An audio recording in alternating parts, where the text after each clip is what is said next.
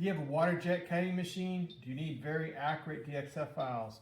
With the Logic Trace system, I can place a part or a pattern on the tracing board, take the pen stylus, trace out the outline, and get a great DXF file in just a few minutes. The pen stylus generates a magnetic field that's picked up by the electrical grid in the board. Push the button on the pen, and I get a very accurate XY point going to the computer. Then my software then turns all of those points into a DXF file. It's fast and it's easy. The accuracy of the board comes in two different accuracies, 1/100th of an inch and 5/1000ths of an inch. Plenty accurate for most Waterjet cutting applications. Look, it's so easy, no measuring.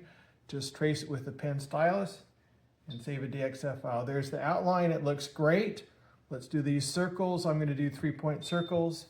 Just click any 3 points on the circle, it pops in a circle. Then I can save the DXF file and load it into my Waterjet and cut it out. There it is, save the file.